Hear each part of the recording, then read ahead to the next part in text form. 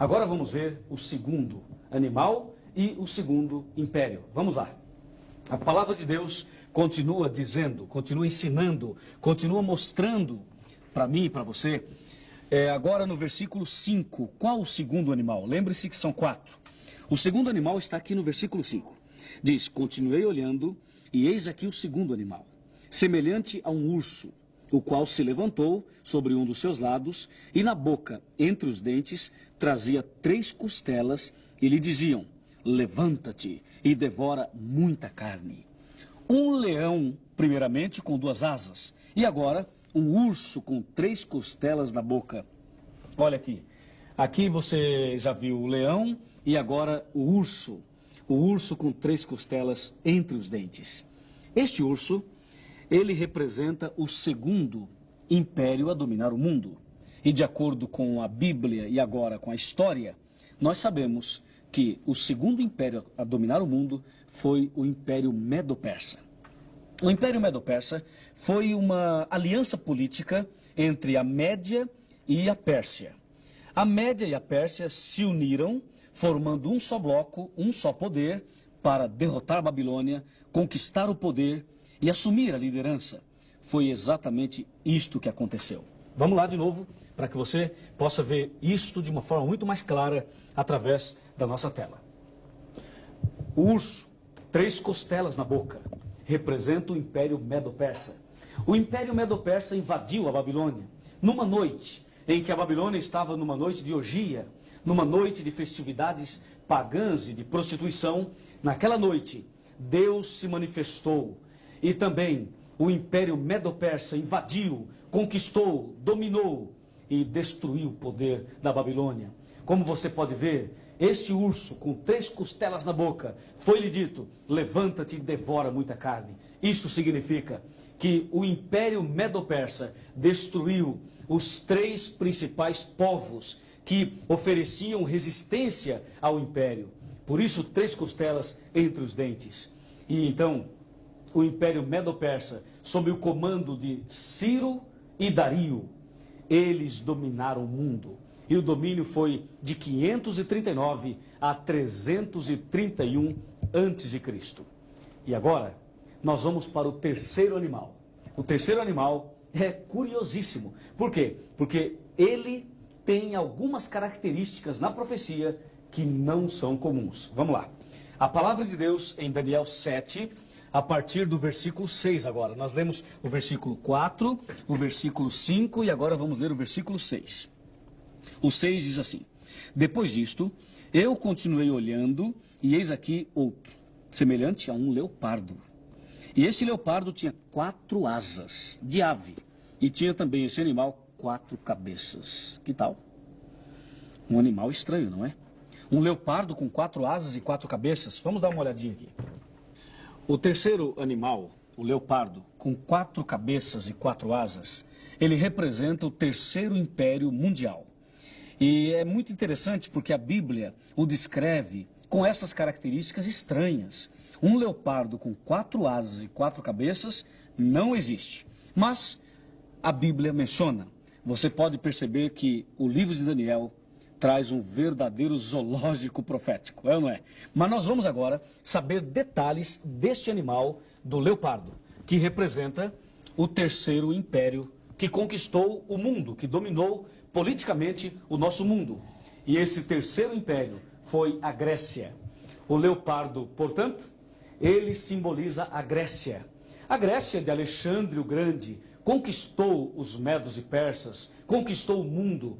E aí, este poder esteve no controle durante um bom tempo. O domínio grego foi tão grande, tão forte, que o Novo Testamento da Bíblia foi escrito em grego.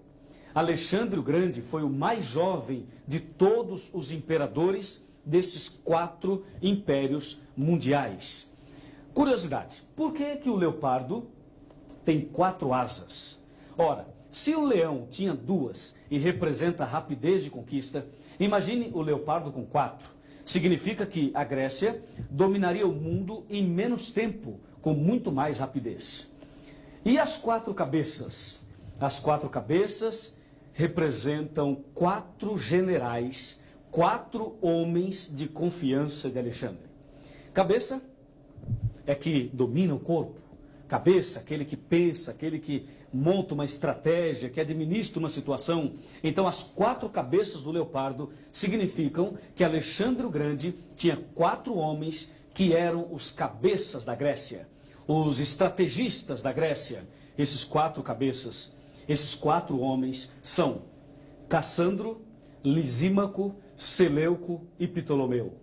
Eles eram homens de inteira confiança de Alexandre. É por isso que o leopardo tinha 4 cabeças, ok? Mas a coisa não para por aí. A Bíblia agora apresenta o 4º animal. E este sim, este tem para nós um significado impressionante. Vamos lá e vamos ver na palavra de Deus, dentro da Bíblia Sagrada, este animal que chamou muita atenção do profeta e com certeza vai chamar também a sua e a minha atenção.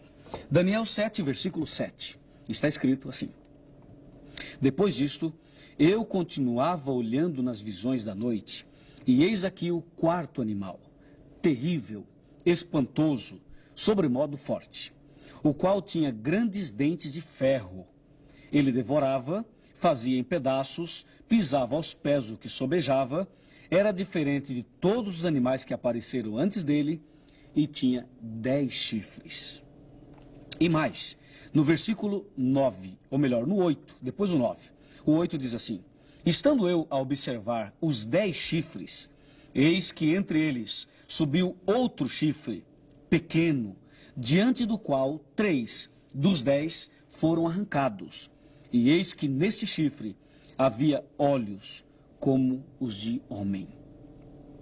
Que coisa terrível! E a Bíblia continua: E havia também uma boca que proferia arrogâncias e blasfêmias, falava com insolência. Vamos dar uma olhadinha aqui. Olha, o 4º animal, ele era terrível e espantoso. Tinha 10 chifres, tinha dentes de ferro e tinha unhas de bronze. E diz a Bíblia que do meio dos 10 chifres saiu um chifre pequeno que tinha olhos e que tinha boca. E quando esse chifre saiu do meio dos 10, imagina, 3 dos 10 foram arrancados. Esse chifre não é brincadeira não, hein? O que será que significa o 4º animal e também este chifre? Quer saber? Então vem comigo.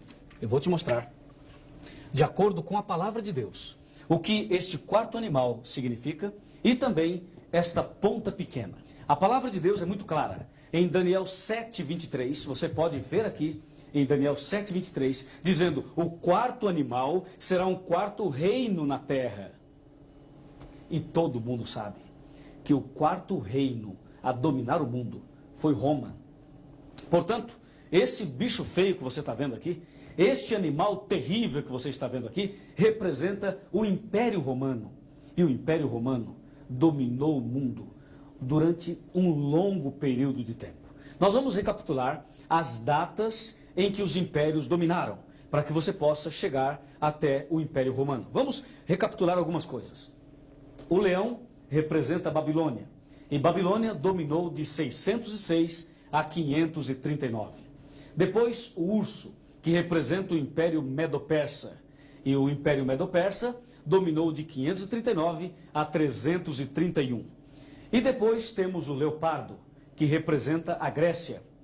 E a Grécia dominou de 331 a 168 a.C. Observe que a contagem é decrescente.